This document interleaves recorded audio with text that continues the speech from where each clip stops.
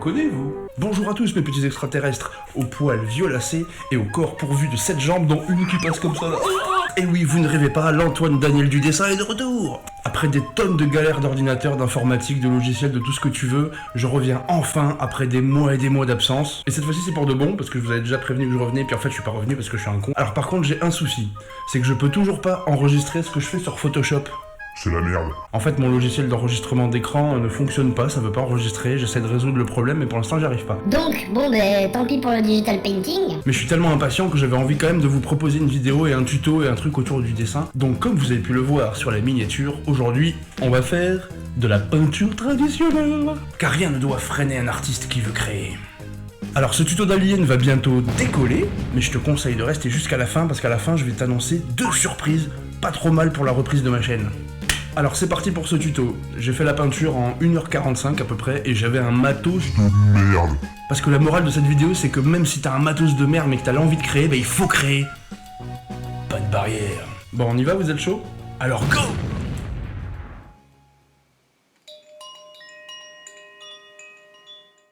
Alors pour faire le tableau que je vais faire aujourd'hui, il n'y a pas besoin d'onf de matos. En fait, il y a besoin d'une palette pour mettre la peinture. Moi, j'en ai fait une en carton, vous voyez, genre en mode rock'n'roll. On s'en fout, le principe, c'est de créer, c'est pas d'avoir du beau matos pour l'instant. Un récipient avec de l'eau, évidemment, pour pouvoir nettoyer ses pinceaux entre chaque couleur. Ensuite, au niveau des pinceaux, moi, j'utilise beaucoup de gros pinceaux comme ça. Je vous avais prévenu que c'est du matos de merde. Mais on s'en fout, ça ne nous freine pas dans notre création. Le principe, c'est de créer. Ensuite, voilà, j'aime bien les gros pinceaux larges, comme ça, pour faire les gros aplats. Et ensuite j'ai quelques petits pinceaux fins si jamais j'ai besoin de faire des trucs un peu plus raffinés. Même si c'est pas les plus fins qui existent, j'aimerais bien m'en trouver des plus fins. Ensuite il y a besoin d'un peu de peinture, là j'ai de la peinture acrylique et tout. Il y a évidemment besoin d'un chevalet et d'une toile, on n'est pas con non plus. Et après moi j'aime bien avoir un petit torchon pour éponger, pour nettoyer les pinceaux mouillés. Et donc après, vu que je voulais pas me lancer à l'aveuglette, comme vous pouvez le voir, j'avais commencé à préparer quelques croquis de landscape alien. J'en ai fait 4. Et c'est celui-là qui me plaît le plus, que je vais faire donc tout à l'heure, que je vais faire à l'instant. Voilà. C'est bien de préparer ces croquis à l'avance aussi pour pas partir dans n'importe quoi. Pour pas improviser.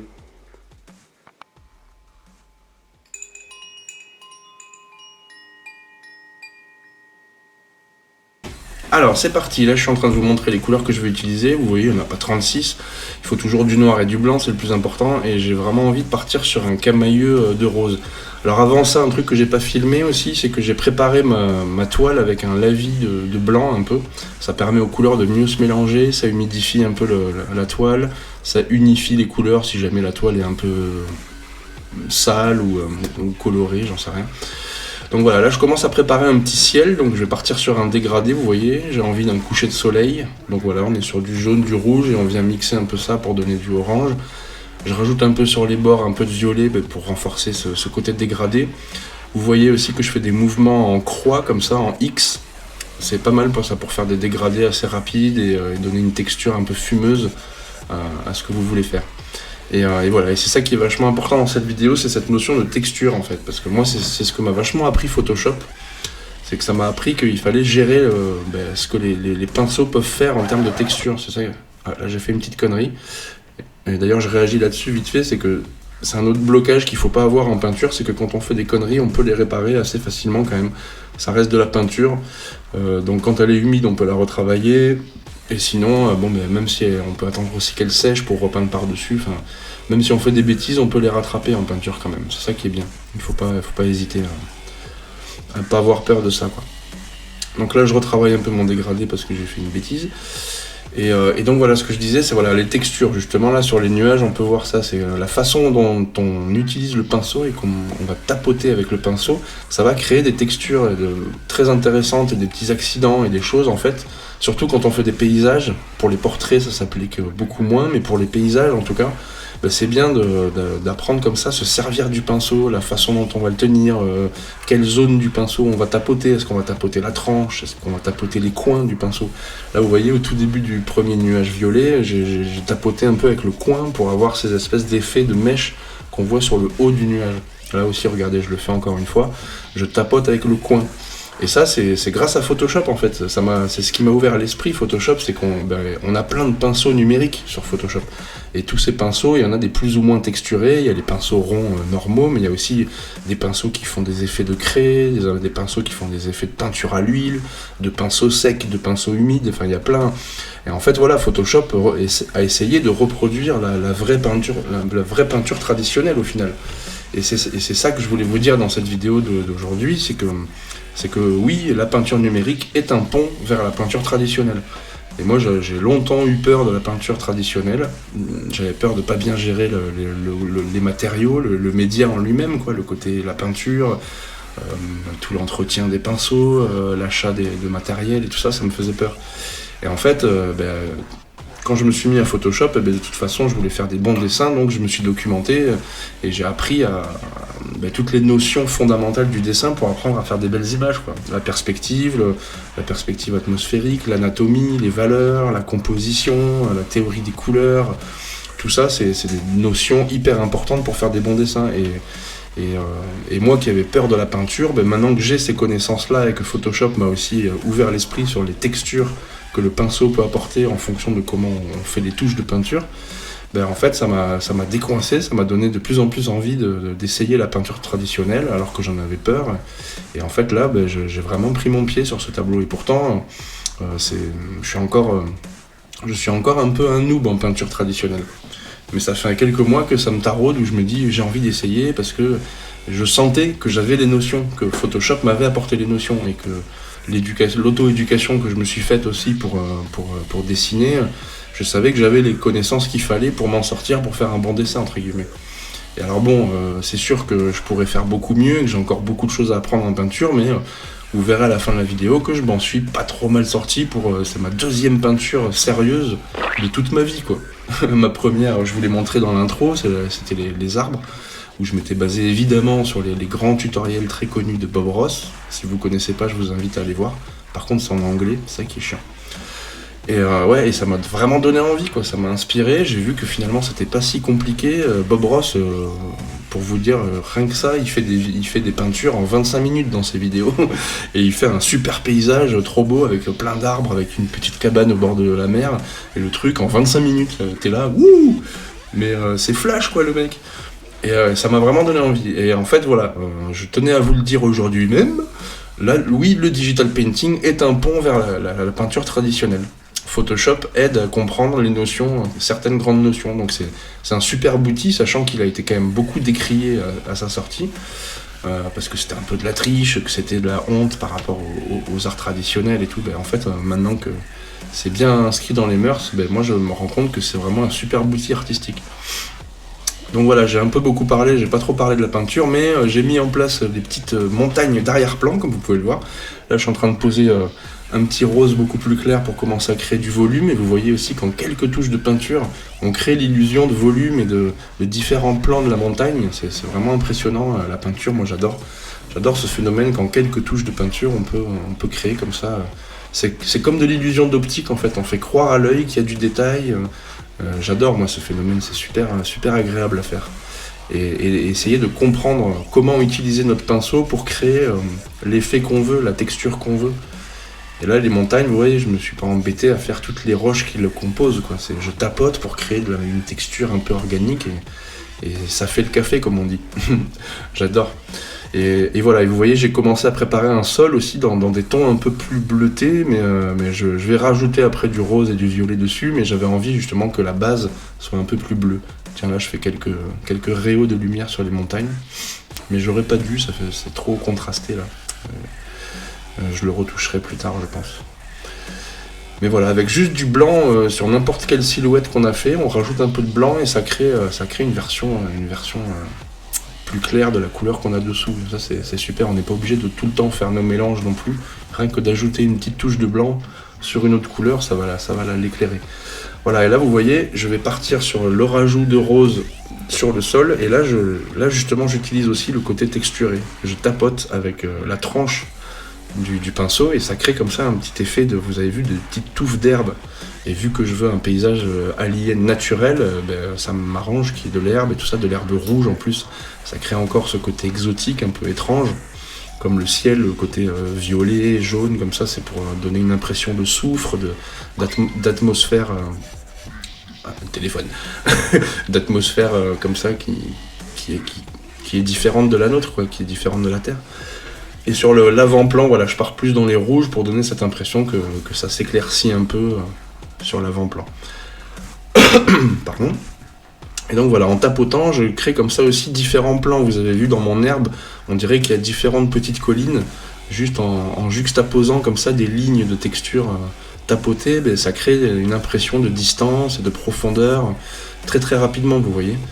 Là, depuis le début de la peinture, j'en suis à 35 minutes à peine de peinture, et j'ai déjà une super base pour mon tableau, où si vous vous rappelez du croquis, je vous le remets en bas. Ben voilà, j'ai juste à poser mes 3 cages et mon petit personnage et c'est bon, mon tableau est déjà fini, quoi. Ça va super vite et il faut vraiment pas bloquer là-dessus, parce que ça aussi c'était un préjugé que j'avais avant, c'est que pour faire un tableau il faut y passer 2 semaines. Et en fait non, on se lance, il suffit de connaître un peu les mouvements de pinceau qu'on peut faire. Il y a différents mouvements, vous voyez là aussi le fait de, là je suis en train d'estomper un peu la peinture pour donner aussi du mouvement au nuage, comme s'il s'effilochait par le vent.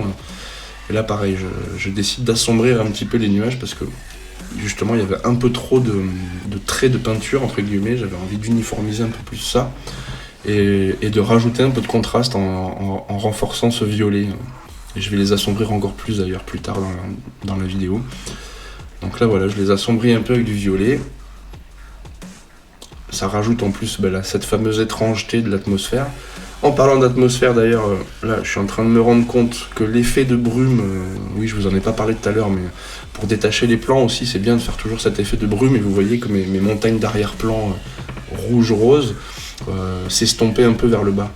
Et là j'essaie de rajouter de la brume avec une sorte de violet très tranché avec du blanc, pour créer une petite atmosphère brumeuse, pareil un peu alien quoi, le côté brume violacée.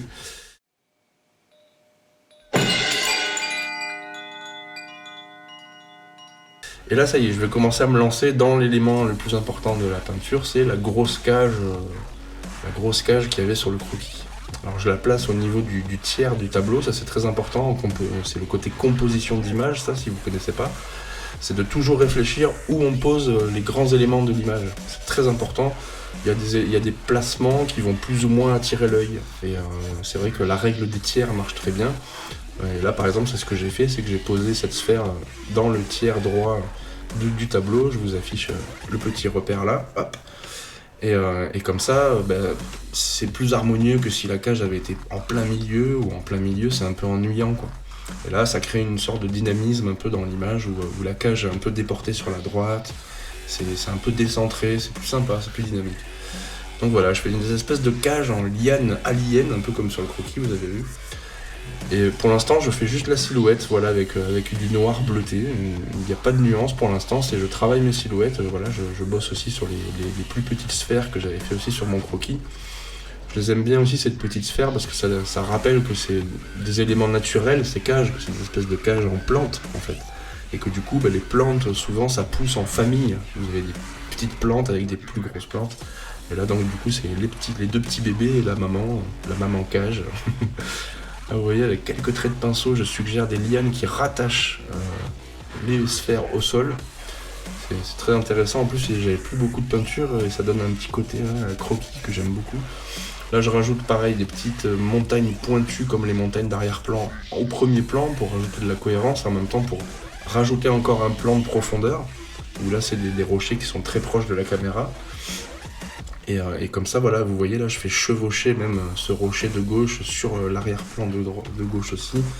Comme ça, pareil, les superpositions d'éléments, c'est ça qui donne de la profondeur aussi. Il faut pas hésiter. Ça y est, là, je rentre même dans le personnage. Alors, le personnage aussi, il aura pas beaucoup de détails parce qu'il sera très noir et parce qu'il est au premier plan, mais au niveau narratif, forcément, c'est un élément important. C'est le voyageur qui découvre ce lieu magique et qui découvre ces espèces de cages magnifique. Un petit peu de blanc pour rajouter un peu de lumière à tout ça, comme ça le personnage se détache un peu mieux. Parce que là c'était juste une grosse bouse noire. Hop là j'utilise carrément un stylo bic pour creuser la peinture pour créer un petit bâton de randonneur. Je rajoute le bras en rajoutant les noirs par-dessus. Vous voyez, on peut vraiment superposer la peinture et corriger nos erreurs assez facilement au final. Il suffit juste d'arriver à bien maîtriser les pinceaux pour arriver à faire ce qu'on veut avec. Des fois, on se laisse un peu maîtriser par les pinceaux.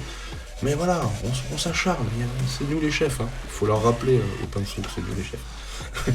C'est pour ça que c'est bien aussi le croquis. Ouais. J'ai vraiment moi tenu à faire un petit croquis préalable pour pas me lancer à l'aveuglette non plus. Préparer un croquis pour une peinture, c'est bien, comme ça on planifie aussi par où on va commencer.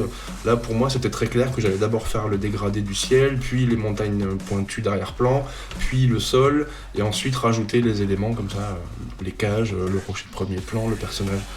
Ça permet de s'organiser aussi, c'est bien, et de voir où est-ce qu'on veut aller, quoi. Donc là je commence à tapoter des petites touches lumineuse sur la cage pour commencer à lui donner un peu de volume, parce que pour l'instant c'était qu'une silhouette finalement de traits noirs, quoi. Donc moi j'ai envie qu'on comprenne que c'est des espèces de grosses lianes entrelacées. Je rajoute aussi un peu de lumière sur les lianes rattachées au sol. Comme ça voilà, on va commencer un peu à donner du volume à tout ça, à ce que ça devienne un peu plus vivant. Rototo, pardon. Je le coupe ou pas, ça je sais pas. Non, oui, soyons nature. C'est naturel de rôter. Là regardez, je rajoute même un peu de rouge à l'intérieur des cages pour bien les redessiner parce que je trouvais qu'elles se perdaient un peu dans le décor, les petites cages. La grosse non ça va parce qu'il y a le ciel derrière qui fait qu'elle se détache bien, mais je trouvais que celle au sol se détachait pas très bien, donc j'ai rajouté du rouge. Là je travaille encore sur la grosse cage principale. Des petites touches aussi de rouge, c'est la réflexion de l'herbe au sol qui se réfléchit sur les lianes, il faut penser un peu à tout. Là, j'ai envie de rajouter un peu d'intérêt à l'image. Je me souviens plus si je l'avais fait sur mon croquis, mais je rajoute en fait des cristaux à l'intérieur des cages. Comme ça rajoute un peu de cohérence aussi. Ça fait un peu comme les amours en cage, mais version alien, extraterrestre, cristalline. Voilà, avec un peu de blanc, un peu de rose. Je rajoute très facilement des petits cristaux. Hop, ça c'est la lumière des cristaux sur le sol et sur les lianes. Toujours penser aux sources de lumière. Parce que c'est en éclairant ensuite les choses qu'on leur donne vie, quoi. Donc là pareil, je pense à rajouter cette touche de rose sur le sol des 3 sphères, parce que c'est les cristaux qui éclairent l'herbe. C'est plutôt logique. Hop, là pour faire ressortir encore les lianes, j'essaie de rajouter du blanc là où c'est éclairé par les cristaux. Là au bout d'un moment on est en pilote automatique, hein, en fait on se laisse porter par l'image finalement. On cherche la cohérence dans l'image. Je réfléchis pas trop, là je suis à l'instinct, quoi. J'ai surtout réfléchi quand j'ai établi le croquis, quand j'ai commencé à poser les bases de mon décor. Et là c'est les derniers stades, c'est les détails, et en fait c'est que du plaisir. Hop voilà, là j'ai rajouté un peu de brouillard en fait sur les cristaux pour qu'il y ait cette sensation que ça émane vraiment de la lumière, qu'il y ait une sorte d'halo de lumière. Et j'ai renforcé les cristaux après avec des touches de blanc. Là pareil, je remets encore du blanc sur les lianes pour que ça ressorte, qu'on comprenne que les cristaux dégagent de la lumière. Hop, là je fais ressortir le personnage avec de la lumière aussi. Comme ça il se détache un peu mieux. Je trouve qu'il se détache pas assez, ouais. Je trouve qu'il y a des problèmes au niveau de... Il y a encore de la confusion entre tous les éléments, mais au fur et à mesure où la peinture va évoluer, on va essayer d'estomper tout ça et de faire en sorte que les éléments se voient mieux. Hop, un peu de lumière encore. J'aime bien cette petite herbe rouge aussi, c'est vrai que ça rajoute un petit côté très alien, très étrange. J'imagine que l'herbe a poussé en fonction de l'atmosphère qu'il y a sur cette planète et que du coup elle n'a pas de la chlorophylle, elle a un autre élément rougeâtre qui la colore. Là, je rajoute un peu plus de rouge intense parce que je trouve que c'est encore un peu trop sombre quand même le sol. Je suis même en train de me dire que je vais éclaircir totalement. Vous voyez, je rajoute en fait carrément un peu de rose. Parce que je trouve que le personnage et les sphères finalement ressortent pas encore assez à mon goût.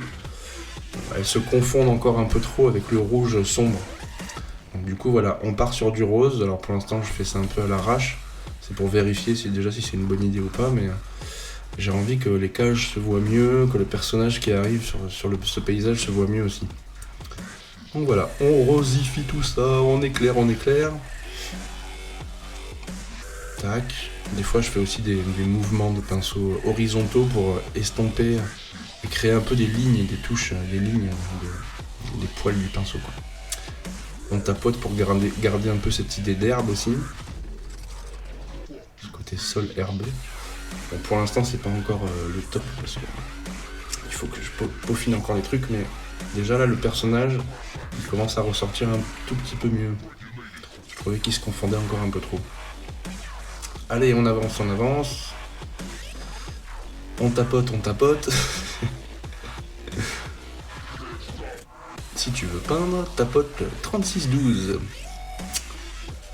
Voilà, là vous voyez, je commence à trouver que chaque élément ressorte un peu mieux. Même les rochers pointus de premier plan, ils ressortent un petit peu mieux aussi. Je suis en train de me dire que c'était pas une mauvaise idée d'éclaircir le sol. Là on voit que la peinture elle commence à être un peu plus harmonieuse, et on discerne mieux ce qui se passe. Là je rajoute un petit chemin primo parce que je l'avais fait sur le croquis, et que secondo en termes de composition d'image ça peut être intéressant un chemin parce que ça aide à diriger le regard du coup. Et en même temps là moi dans mon dessin en plus ça va accroître un peu le côté narratif, c'est que du coup le personnage va se retrouver sur un chemin finalement. Au début je l'ai fait dans l'herbe et finalement je décide qu'il est sur le chemin. Donc ça rajoute encore un peu ce côté randonneur, ce côté voyageur qui a trouvé un sentier, qui l'a suivi et ce sentier l'a amené jusqu'à ces cages magiques. Voilà, juste avec un peu de blanc, là, ça rajoute un peu de volume en plus au sentier, et le volume aussi du sentier rajoute cette impression de distance, de profondeur. Avec quelques touches de pinceau, on peut vraiment rajouter de la perspective en fait finalement. Pour rendre les tableaux vivants et les moins plats possibles.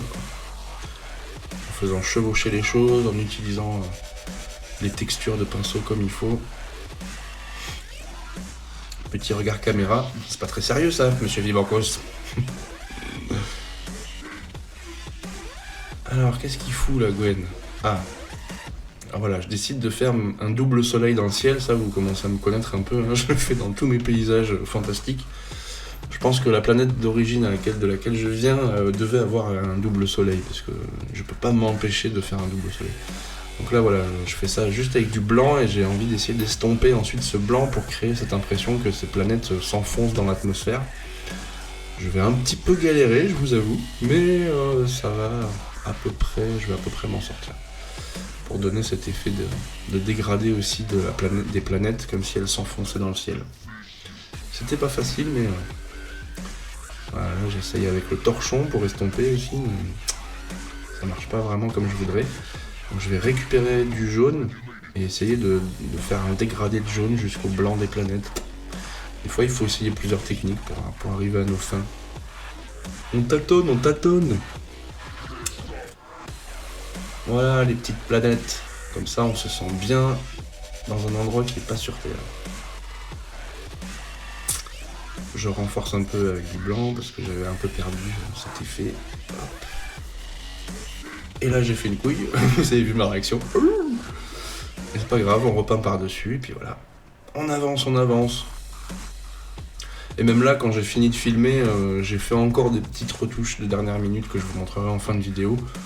Donc le tableau il peut évoluer tout le temps, même quelques jours après, vous l'avez laissé reposer pendant 3 jours, vous revenez dessus, vous dites ah tiens ça c'est moche.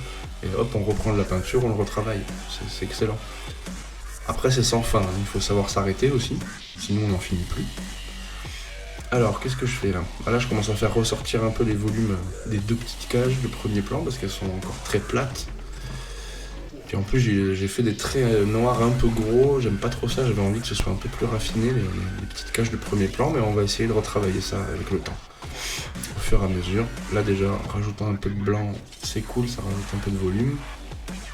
J'en rajoute aussi sur les petites racines qui connectent les sphères au sol.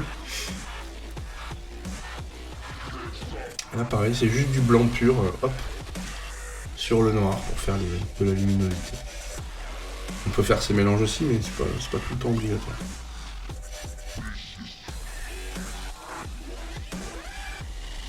Ouais, le bâton, j'avais beaucoup perdu sa lumière dessus aussi, donc j'en remets un petit peu.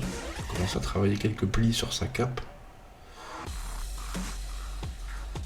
Voilà, je touche un peu, c'est comme en peinture numérique, hein, je bosse un peu sur toutes les zones du tableau, hein, je me focalise pas que sur une, je fais avancer tout le tableau petit à petit dans son ensemble en fait. Je me focalise très peu sur les trucs. Là je rajoute un peu de blanc dans le cœur des diamants pour les rendre aussi plus magiques, je sais pas, plus lumineux, plus intéressant. Là, pareil, avec les petites touches de blanc, on crée du volume sur le chemin assez facilement aussi.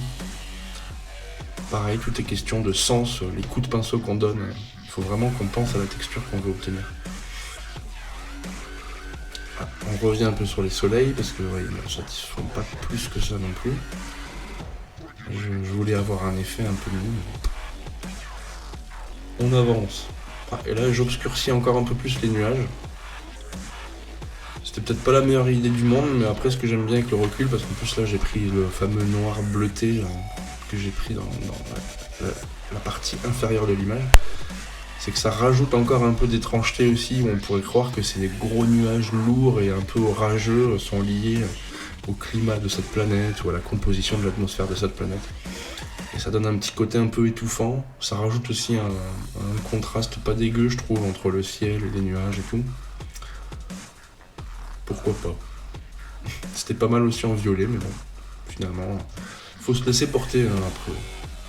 C'est ça qui est chouette aussi dans la peinture, c'est finalement, on est maître de ce qu'on veut, quoi. On fait ce qu'on a envie.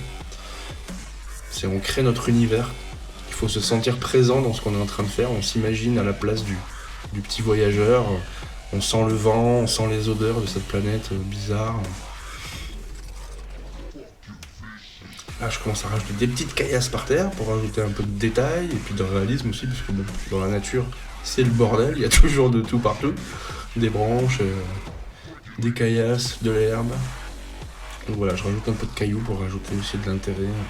Et en même temps, ça permet d'accroître aussi l'impression de profondeur, parce que là, dans le fond, vous voyez, je fais des tout petits cailloux, beaucoup plus petits que ceux du premier plan, comme ça crée aussi une impression de perspective. Il y a plein de petites techniques comme ça pour renforcer l'intérêt d'un dessin, d'une peinture, d'une illustration. Bon, mais on commence à arriver gentiment vers la fin de la peinture, là. Donc là, je renforce un peu, parce que ouais, le rocher du premier plan était encore un peu fumeux au niveau de sa définition, donc j'essaye de mieux le définir, qu'il ait des angles un peu plus pointus.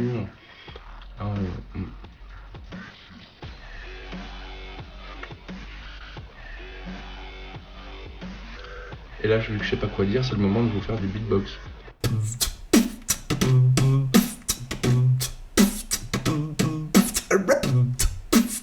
Non, je déconne.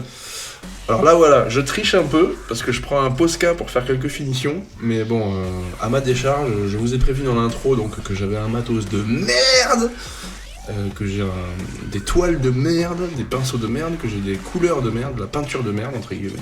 J'ai fait ça avec des briques et des brocs, mais c'était aussi pour vous prouver qu'on n'est pas obligé d'avoir un matos de luxe de ouf pour faire ce qu'on a envie aussi. Donc du coup je me suis autorisé des petites retouches au Posca, parce que déjà le Posca c'est de la peinture, donc c'est un stylo à peinture, donc quelque part je triche mais à moitié. Et en même temps ben voilà, j'ai pas encore tous les pinceaux que je voudrais, donc j'ai pas des tout petits pinceaux très fins pour faire ce genre de détails. Et j'ai pas toutes les couleurs non plus que je veux, donc bon ben j'ai un peu triché. Et je vais tricher encore une dernière fois après, c'est que je vais prendre un marqueur noir pour aussi approfondir un peu certains noirs. Mais bon, l'important c'est le résultat, hein. Donc voilà, avec le Posca, je viens aussi intensifier un peu les lumières sur les petites sphères, parce que je trouve que les petites sphères sont encore trop grossières au niveau de leur finition, et j'ai envie de rajouter un peu de niveau de détail, parce que c'est des choses au premier plan. Regardez ça, je m'autorise même des petites étoiles dans le ciel, que c'est mignon. Voilà, en tapotant, je fais des petits points blancs, comme ça, ben, ceux qui regarderont le ciel verront ce petit détail. Hop, pareil, j'ai utilisé un peu de Posca sur le personnage, hein, pour qu'il ressorte un peu mieux. Un peu de Posca sur les racines qui connectent les sphères au sol. Ça ressort aussi. Voilà, une peinture, c'est un peu ça aussi le phénomène. C'est qu'au fur et à mesure du processus, on cherche à affiner les détails, à faire en sorte que les détails ressortent mieux. J'ai même fait des sortes de petites particules autour des cristaux aussi, avec des petits points blancs de Posca, je sais pas si vous voyez.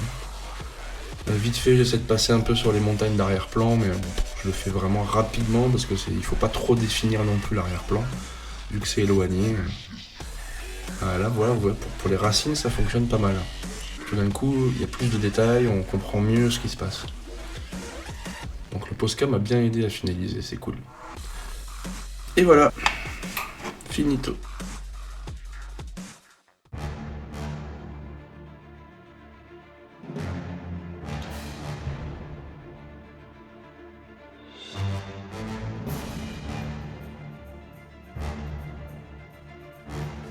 Bon ben voilà mes petits xénomorphes, la peinture est terminée au bout d'1h45. Je me suis régalé, j'ai trop kiffé. Et comme je l'ai dit pendant le processus, moi j'ai toujours eu très peur de la peinture traditionnelle avant, un manque de confiance, ce genre de truc. Et du coup, pour moi, cette vidéo, elle est aussi là pour vous prouver ça, c'est que même si vous n'avez fait que du Photoshop de toute votre vie, que de la peinture numérique, et bien en fait, Photoshop et la peinture numérique créent un pont avec la peinture traditionnelle. Je tenais à appuyer ça aujourd'hui, parce que Photoshop, au final, ça a été quand même pas mal décrié lors de sa création. Tout le monde crie au scandale, comme quoi Photoshop, c'était un logiciel de triche artistique, tout ça. Et en fait, moi, avec ces nombreuses années d'expérience que j'ai eues avec Photoshop, et là, mon test avec la peinture numérique, c'est que je remarque que les connaissances dont vous avez besoin, même sur Photoshop, pour faire n'importe quelle illustration, dessin, BD, tout ça, et ben ce sont les mêmes fondamentaux, en fait, dont on a besoin pour de la peinture traditionnelle. Et que tant que vous connaissez ces fondamentaux, c'est-à-dire l'anatomie, la perspective, la gestion des valeurs, la théorie de la composition d'une image, la théorie des couleurs, une fois que vous avez ces grands principes comme fondation, ben en fait, vous pouvez vous attaquer à n'importe quel média, même de la sculpture, ou trucs comme ça. Donc moi j'essaie de vous apporter aussi un peu ces connaissances de base, ces fondamentaux, mais n'hésitez pas à aller chercher aussi sur YouTube d'autres vidéos qui vous parlent un peu de comment on fait tout ça quoi. Et une fois que vous aurez ces connaissances de base, on va dire, la créativité, mais c'est la porte ouverte à toutes les fenêtres. L'autre petite morale sympa aussi je trouve dans cette vidéo, c'est aussi de vous montrer que même si j'ai un matos complètement pourri, quand même j'ai une palette en carton hein, les gars, que j'ai découpé moi-même, juste histoire d'avoir un support quoi. Et ben même si on n'a pas le vrai matos, il faut créer quoi. Même si c'est que pour soi ou si on crée professionnellement pour les autres, créer ça fait du bien. Donc peu importe les conditions, n'hésitez pas à créer si vous avez vraiment envie de ça quoi. Ne vous dites pas oh j'ai pas de Wacom donc je peux pas. Non, tu fais à la souris, tu fais avec les dents même. Vas-y qu'est-ce que tu veux toi, tête de mort. Donc croyez en vous, il faut croire en soi quoi qu'il arrive. Sans se la péter. Parce que moi j'ai vraiment kiffé de faire ça, donc si vous aussi vous avez kiffé, n'hésitez pas à me le dire, comme ça je m'achète du nouveau matos, des bons pinceaux, de la bonne peinture, des bonnes toiles, et c'est parti mon kiki. J'ai déjà des idées, j'aimerais bien faire un portrait alien en format portrait comme ça. Et en plus les portraits, ça n'a rien à voir avec peindre des paysages et peindre des portraits, peindre des visages, c'est vraiment différent, donc ça pourrait vous apprendre en plus comment gérer de peindre des visages en peinture tradi. Dites-le moi dans les commentaires, mettez des pouces pour que je vois ça, et puis... Et en plus comme ça, même si je peux pas encore enregistrer Photoshop, je peux encore vous proposer plein de tutos en attendant. Bon, je vous remercie beaucoup d'avoir regardé cette vidéo et... Attendez. J'avais pas dit quelque chose en début de vidéo moi, mais je te conseille de rester jusqu'à la fin parce qu'à la fin je vais t'annoncer 2 surprises pas trop mal pour la reprise de ma chaîne. C'est bien ce qui me semblait. Donc vous êtes prêts pour les 2 petites surprises que j'ai à vous annoncer? Donc comme je vous ai dit, je peux pas faire de Photoshop en ce moment, c'est la galère au niveau matos, au niveau logiciel et tout, j'arrive pas à m'enregistrer. Donc du coup je suis super content d'avoir trouvé l'idée de la peinture traditionnelle pour vous proposer un tuto en attendant. Et en fait j'ai eu un coup de chance incroyable. En farfouillant dans mes disques durs, j'ai retrouvé 2 enregistrements de vidéos Photoshop que j'avais pas encore monté, pas encore accéléré ni rien. Et du coup voilà, attendez-vous à ce qu'il y ait 2 tutos de peinture numérique qui arrivent dans pas très longtemps. Ce sera créer le design d'un bras bionique et la création du design et d'un turnaround d'un robot ménager. Ce sont 2 rushs qui dataient de l'époque où je bossais pour Huge Bang Bang, le jeu vidéo, je sais pas si vous vous souvenez. Non, t'es parti trop longtemps, colo. Allez, cette fois-ci, c'est la vraie fin de la vidéo. Merci d'avoir regardé jusqu'au bout. Merci pour votre soutien. Merci aussi pour le soutien par rapport à mon retour. Parce que moi, j'avais super peur aussi que vous me disiez « Oh, vas-y, dégage, t'es plus productif, va niquer ton chat. » Et Hades, le super acteur d'Hollywood, vous dit bonjour. Si vous avez été content de tomber sur cette vidéo, partagez s'il vous plaît, comme ça m'aidera aussi à réenclencher un peu ma chaîne. Et merci à tous ceux qui me restent fidèles. Vous êtes les meilleurs aliens du monde. Je vous salis ma rue pleine de crasse, vers l'infini et je sais plus où.